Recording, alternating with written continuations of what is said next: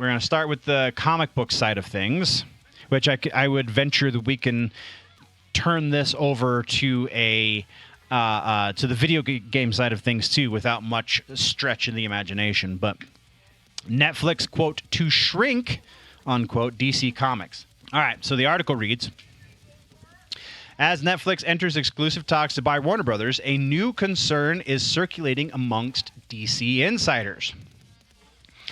According to people close to the studio, there is a growing fear that Netflix has no interest in maintaining a traditional publishing division, and that a major downsizing of DC Comics could follow. That might not be a horrible thing. Like, it will be bad and it will hurt for the short term, but in the long term, if they can pare it down to what works and then build on what works, that could be a great plan. So this isn't exactly doom and gloom. Concern, Netflix doesn't need a publishing arm. Our DC insiders say Netflix's business model doesn't rely on comic publishing at all. The company focuses on streaming, internal franchises, and high-volume content production. That structure leaves little room for a full comic book division, and insiders worry DC Comics could be reduced to a small IP management group. The fear is that the long-running monthly publishing line becomes the first casualty of the merger, one-off films and Netflix-style franchises. On the studio side, the talk is that Netflix would shift away from long-term interconnected storytelling. Instead, the focus would be to move to one-off films, filmmaker-driven projects, and Netflix-centered franchises built for global streaming. So the last piece, not so much, but like filmmaker-driven projects is not a horrible idea. One-off films, as far as what most of these IPs are concerned with, is also not a horrible idea, at least in the short term. In the long term, I'm sure they would want to see a little bit more of an interconnected thing, but they need to prove to us that they can tell us a good story before they get to the point where they're trying to tell a few years long story, right? So, like, again, while it will suck a bit in the short term, that is not to say that this is a horrible thing in the long term. For fans hoping for a stable, connected cinematic universe, sources say that may not be Netflix's priority. They just want the views. The biggest shockwave inside DC is the scenario where Netflix allows other studios to license DC characters. That could be very not great. It would break decades of precedent. Insiders say Netflix may see more value in farming out characters than trying to run full in-house blockbuster machine. If this happens, studios across Hollywood could pitch their own Batman, Superman, or Justice League projects, something that has never been possible under a single studio model. I don't know. I mean, there is a bit of logic to that, because that would make them more money. So, like, sure, I can see the logic. I just think that if they're going the way I think they're going with the platform thing, like, that could be their core of what Netflix is, and then other people come on with already their own IPs, not with Netflix's pool of IPs. But, I mean, it really could go either way. Radical future for DC. People inside DC Circle describe the mood as uncertain and anxious. Netflix's lean structure and streaming-first strategy could reshape DC from the ground up, which, again, would not entirely be a bad thing, because there's a little bit of bloat in the comic book industry these days, and we need to trim it down and get back to telling good damn stories again. Long-term concerns go beyond leadership changes or creative shakeups. The fear is complete transformation of how DC operates and how its characters reach audiences.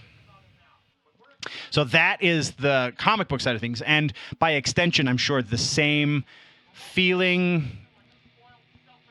is felt on the gaming side of things, because there's a lot of stuff that Warner Brothers has on the gaming division.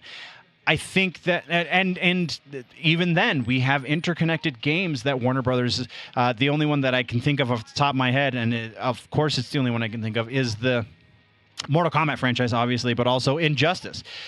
Injustice is an interconnected story that just keeps going, right? So let's continue on with this community reaction stuff. Let's talk about filmmakers reacting to the news. So, Directors Guild raises, quote, significant concerns about Warner Brothers, Netflix's bid for Warner Brothers. So, Directors Guild of America, whose president happens to be Christopher Nolan, has stepped into Warner Bros. Discovery bidding story, saying it plans to meet with Netflix after the streamer entered exclusive talks to buy the company. The Guild says the deal raises, quote, significant concerns for directors and the wider creative workforce. After reports confirmed Netflix won the bidding war and is now negotiating a final agreement, the DGA released a statement warning the potential merger could reshape the industry in ways that affect competition and creative rights. The Guild said it believes the industry depends on real competition for talent and keeping multiple strong buyers in the marketplace. Because the Netflix Warner Brothers deal would concentrate streaming and studio power inside one company, the DGA wants a direct meeting to understand Netflix's plans and outline its concerns. There's already rumors Netflix would reduce theatrical release to only 2 weeks and then go straight to streaming. The Guild added that it would not comment further until the meeting takes place. Oof. Unions are now responding to the deal as well. DGA is the first Hollywood union to formally react to Netflix's move, but it won't be alone. The Writers Guild of America, East and West, previously warned they would oppose any merger that reduces competition, noting in October that a Warner Brothers Paramount deal would have harmed writers and consumers. So presumably Netflix will harm it even more because Netflix is a bigger entity these days than Paramount. With Netflix stepping forward, more unions are expected to speak out as the acquisition moves into exclusive talks. Thursday's bidding was volatile and fast-moving. Paramount pushed aggressively to counter Netflix, but reports say Netflix offered around $28 to $30 a share, mostly in cash, winning the right to negotiate exclusively. Warner Bros. Discovery placed itself on the market in October, blah, blah, blah. Netflix scouring exclusive talks is a major development, but reaction to labor groups is another obstacle. So, yeah, just kind of repeating. So, it's not done. It's a long way of saying it's definitely not done yet.